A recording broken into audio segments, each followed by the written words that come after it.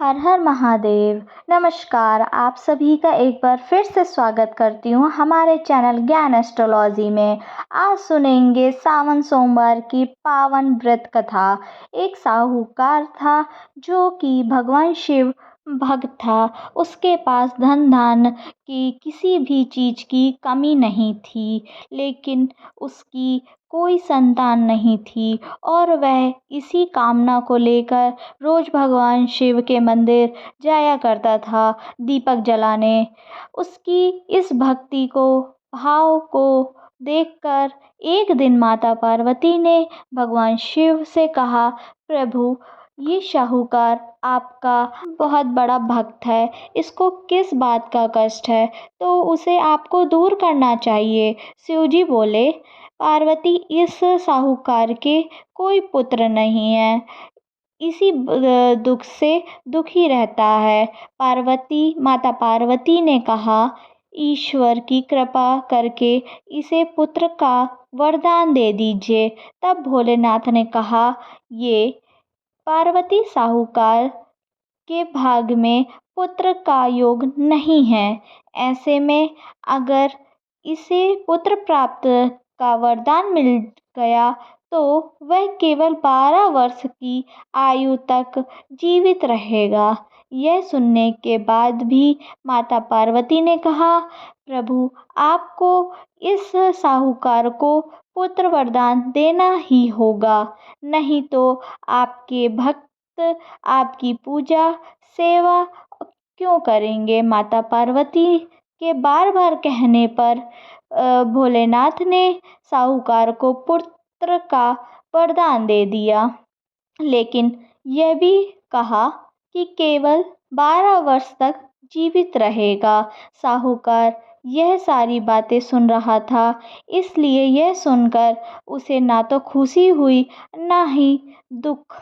वो पहले की तरह भोलेनाथ की पूजा अर्चना करता रहा और उधर सेठानी गर्भवती हो गई और 9वें महीने में उसे एक सुंदर बालक की प्राप्ति हुई।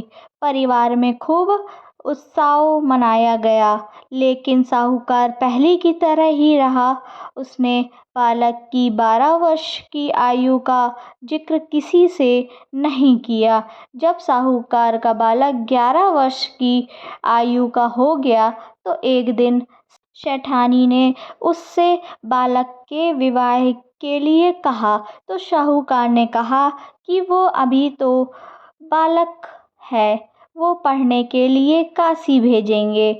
इसके बाद उसने बालक के मामा जी को बुलाया और कहा कि इसे काशी पढ़ने के लिए ले जाओ और रास्ते में जो भी स्थान पर रुकना, वहाँ यज्ञ करते हुए ब्राह्मण को भोजन कराते हुए आगे बढ़ना। लड़के के मामा इसी तरह ऐसा करते हुए आगे बढ़ने लगे। रास्ते में उन्होंने एक महल दिखा जहाँ एक राजकुमारी का उससे विवाह होना था, लेकिन जिस राजकुमार से होना था कन्या का विवाह, वो एक आँख से काना था और इस बात की जानकारी राजा को नहीं थी। राजकुमार ने इस बात का लाभ उठाकर अपने स्थान पर साहूकार के बेटे को दूल्हा बना दिया, लेकिन साहूकार का बेटा ईमानदार था। उसने अवसर का लाभ तो उठाया, लेकिन राजकुमारी के दुपट्टे पर लिख दिया, तुम मुझसे शादी कर चुकी हो और जिस राजकुमार के साथ तुम्हें भेजा जाएगा वो एक आँख वाला यानी कान्हा है और मैं काशी पढ़ने जा रहा हूँ। जब राजकुमारी ने अपनी चुनरी पर लिखे शब्दों को पढ़ा तो उसने अपने माता पिता को यह बात बताई। बारात को छोड़कर राजा ने अपनी बेटी को नहीं जाने दिया। उधर साहूकार का लड़का और उसके मामा काशी पहुंच गए और उसको वहां जाकर उन्होंने यज्ञ किया और जब लड़के की उम्र 12 वर्ष की हुई तो एक यज्ञ किया गया।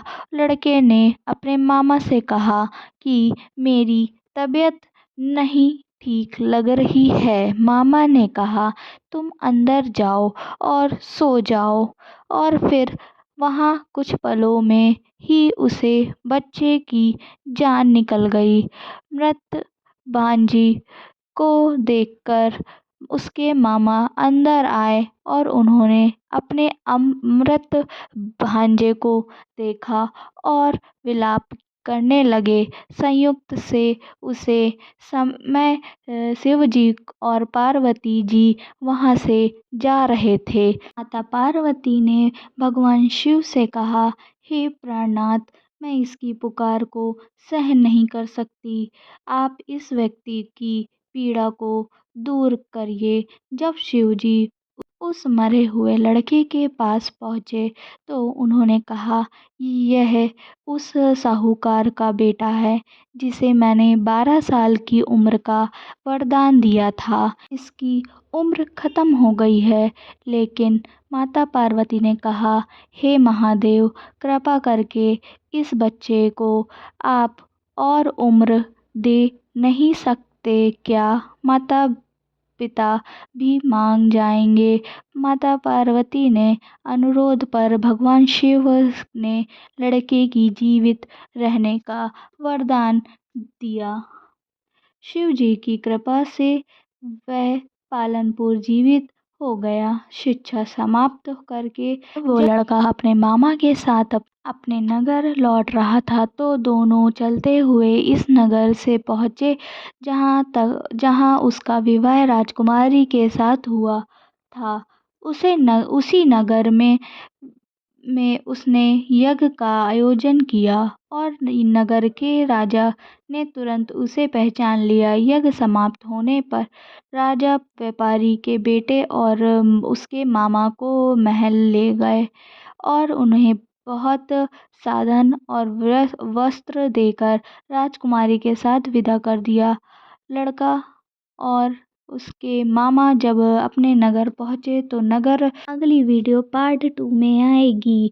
और अगर आपको मेरी वीडियो अच्छी लगी हो तो लाइक करिएगा, सब्सक्राइब करिएगा और कल श्रावण की हार्दिक शुभकामनाएं।